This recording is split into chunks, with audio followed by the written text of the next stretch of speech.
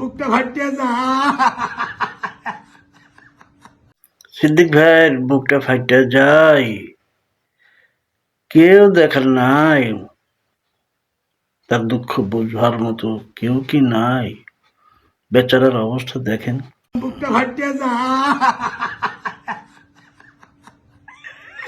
আল্লাহ, আজকে খন্দকার দেলোয়ার নাই, খন্দকার মাহমুদ্দিন আহমদও নাই, আলামুদ্দিন কমিশনারও নাই, খাঁটি বিএনপি যারা আছে তারাও মুখ বন্ধ করে আছে। আমি বিএনপি থেকে চলে গেছি, বুকটা ফাটিয়ে যাইতেছিল, ওই যে জেলে মমতাজের গানের মতো বুকটা ফাটিয়ে যায়, ফাটিয়ে যায়। মমতাজের গানটা মনে পড়ে গেছিল যে আমার বিএনপি থেকে পদত্যাগ করলাম, বুকটা ফাটিয়ে যায়। আরে আল্লাহ, আমি বিএনপির জন্য যা করছি তুমি তুমি তুমি তুমি পরকালের জন্য কবুল করে নাও।